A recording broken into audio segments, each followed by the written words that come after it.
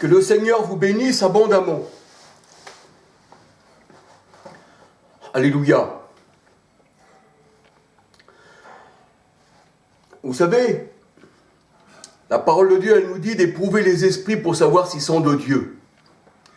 1 Jean 4, 1 à 6. Et le Seigneur, il dit qu'il y a des personnes qui tordent le sens des Écritures pour leur propre ruine. Pour leur propre ruine. Et nous voyons que dans ce monde, il y a beaucoup de gens qui travaillent pour eux-mêmes. Ils se servent de la parole de Dieu, mais ils travaillent pour eux-mêmes. Et pour cela, eh bien, ils utilisent des stratagèmes, on va dire, assez rusés, et se servent de la parole de Dieu, et se servent aussi des gens qui ne connaissent rien de la parole de Dieu, pour les abuser davantage. Combien nous voyons de personnes qui se disent chrétiennes, qui se disent pasteurs aussi, abusent eh bien, de leurs adeptes. Nous voyons qu'il y a des personnes qui profitent des personnes faibles, de superstitions, de contes de bonnes femmes, pour abuser les gens. Alors aujourd'hui, comme dans le temps passé, ça se faisait aussi chez le vaudou, dans le chamanisme, dans le catholicisme, enfin dans toutes les sectes, eh bien de désenvoûter une maison, désenvoûter un appartement. Mais est-ce que le Seigneur, il s'occupe des pierres? Est-ce que le Seigneur, il regarde les choses charnelles? Est-ce que le Seigneur ne s'occupe pas de la personne en particulier? Quand le Seigneur Jésus-Christ est venu, il n'est pas venu pour désenvoûter un appartement. Il n'est pas venu pour désenvoûter un cimetière. Il n'est pas venu pour désenvoûter une cuisine. Mais c'est de l'aberrance, mais c'est de la folie. Pardon. Et nous voyons que dans le catholicisme, bien, il y a beaucoup d'exorcismes. Parce que ça rapporte beaucoup, bien sûr. Mais aussi dans le protestantisme. Tel que ce faux pasteur, Alan Rich, qui n'arrête pas de faire des désenvoûtements de cuisine, d'appartements, des arbres, de terrain, enfin tout ce que vous voulez. Et quand il arrive dans ces maisons, où il y a ces personnes, paraît-il, nées de nouveau, alors on s'aperçoit que ces personnes aussi, bien, sont aussi envoûtées, malgré qu'elles sont nées de nouveau. Et le Seigneur a dit, où la lumière arrive, les ténèbres s'enfuient. Et là, elles ont besoin d'être désenvoûtées, paraît-il. Elles ont besoin, ces personnes, que leur appartement soit désenvoûté de mauvais esprits, et qu'elles-mêmes sont prises par de mauvais esprits. Et là, on voit ces pasteurs, comme dans le spiritisme, on va demander au Saint-Esprit, on va invoquer le Saint-Esprit, parce que vous savez que dans le spiritisme, ils disent « Esprit, es-tu là ?»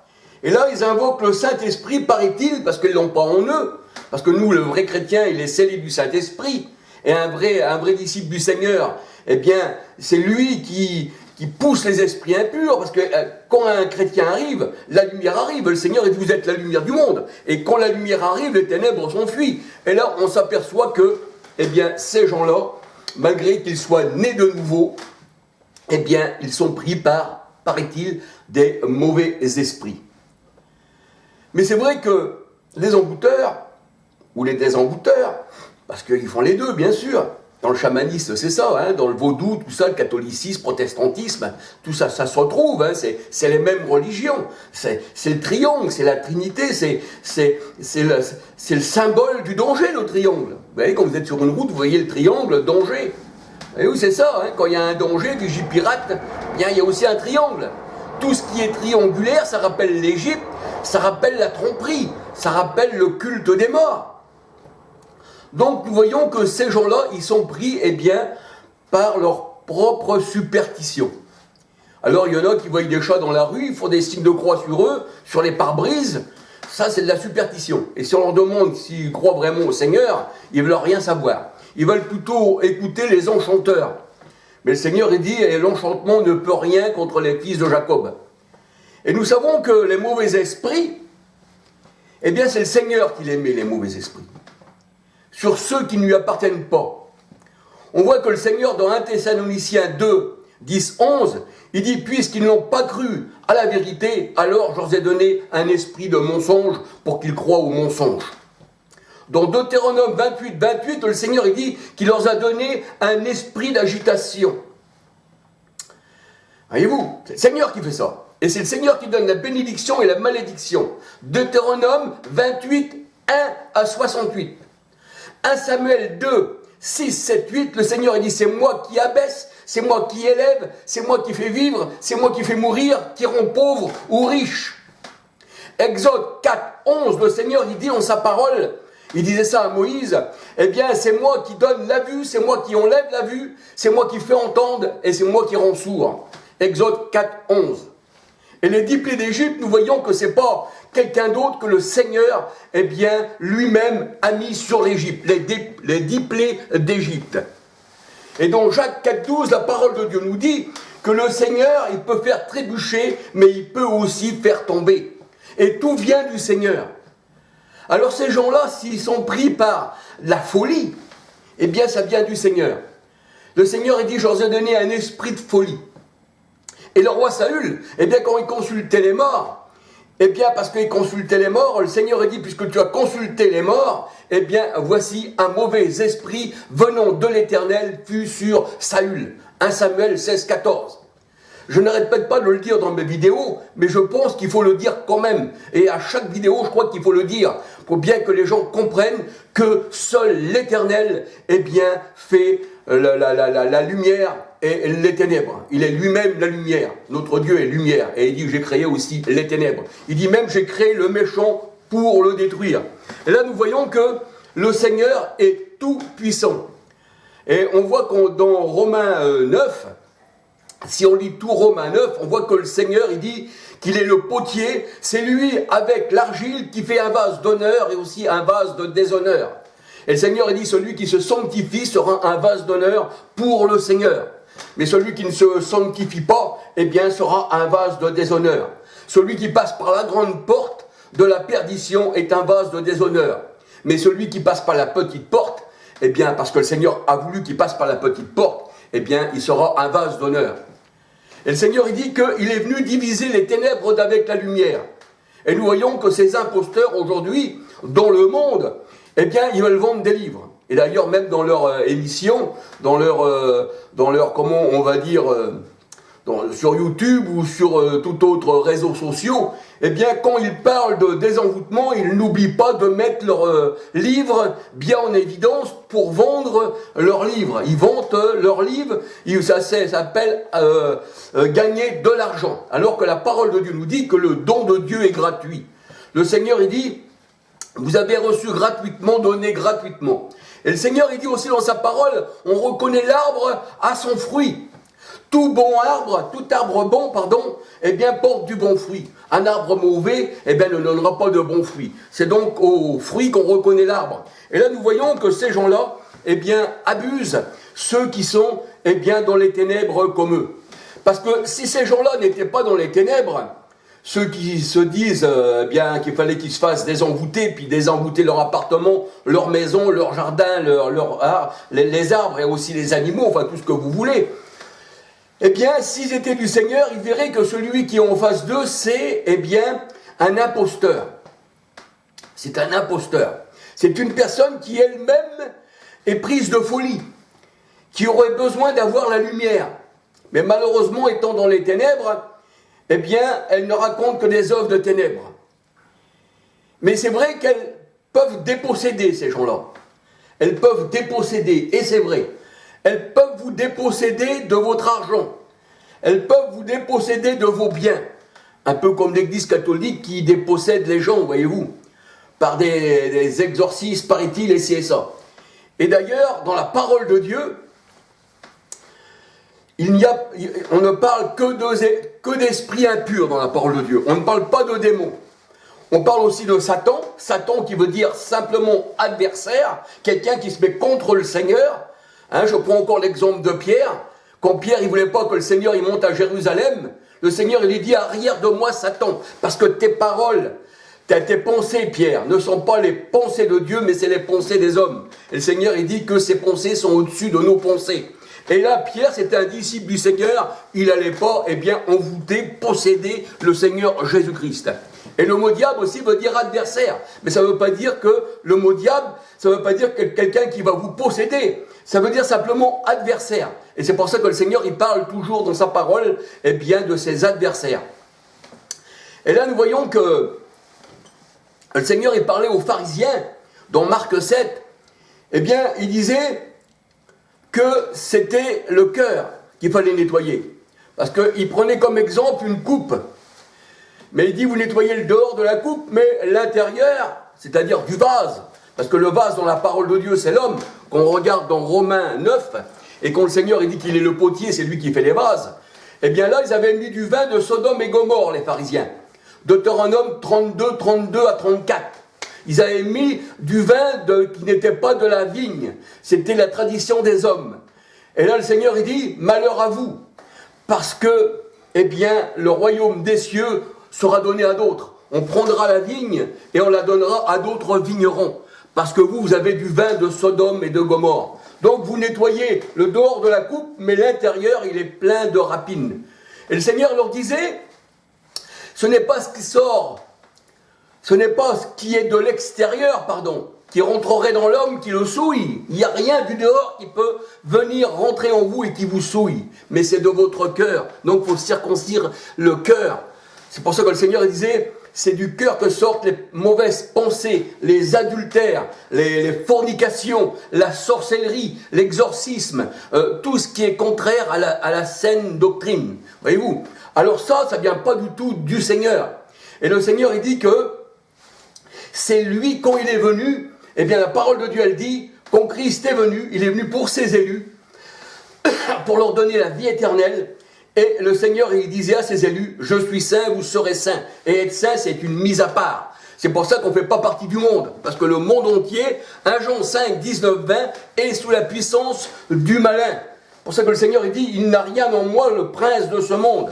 Et ici, dans ce monde, ce n'est que sorcellerie, ce n'est que ténèbres, ce n'est que fourberie, tromperie, ce n'est que faux prophètes, ce n'est que faux pasteurs, ce n'est que secte, ce n'est que désastre, que fornication, et ils n'ont pas connu la lumière, parce que les ténèbres ne l'ont pas reconnu et ne l'ont pas voulu.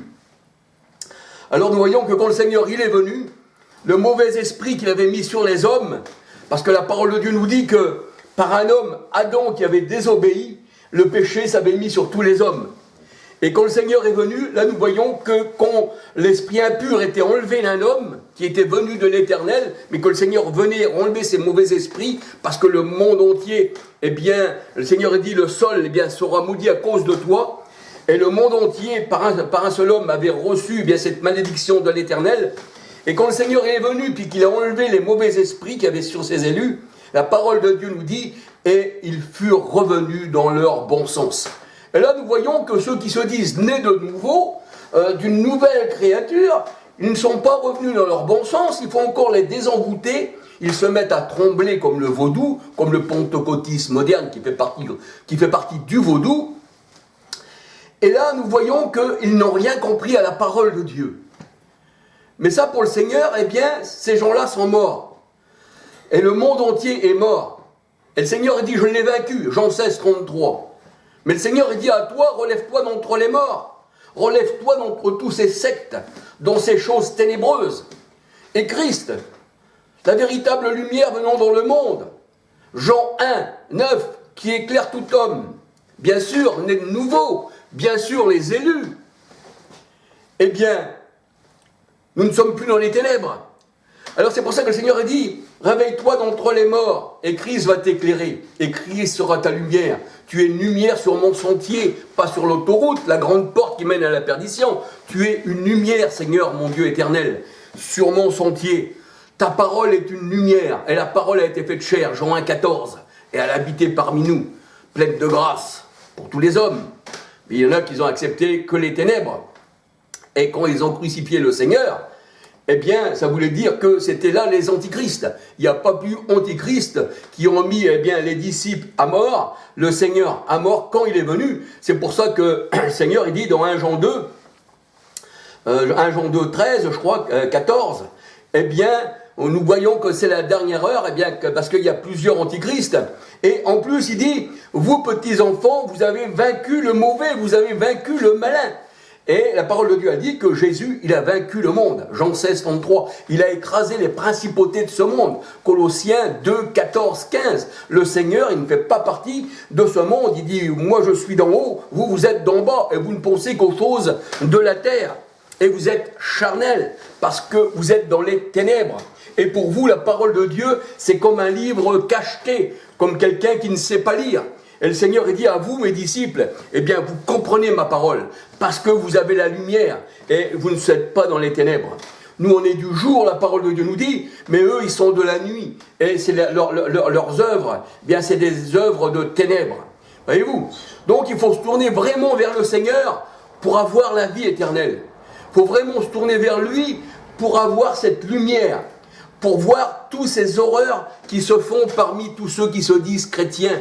Le Seigneur dit, celui-ci, eh bien, c'est un loup, c'est Rome, c'est la louve romaine, qui a plusieurs mamelles, qui allait plusieurs gourous, voyez-vous. C'est la mère de toutes les prostitutions, avec aussi la grande ville qui est cette Jérusalem terrestre, Galates 4, 21 à 31, qui dit le Seigneur, qui est Sodome et Gomorrhe, qui est Agar, qui est l'Égypte, qui est l'Arabie avec sa mosquée d'Omar. Et nous voyons que tous les gens, ils plongent dans le Jourdain là-bas, et ils disent qu'ils sont bénis. Ils rapportent de la terre de cette, Sodome et Gomorrhe, de ce mont Sinaï, qui est cette Jérusalem terrestre. Et le Seigneur dit, nous on ne fait pas partie du bas de cette Jérusalem-là, mais on fait partie de celle qui descend du ciel, la céleste.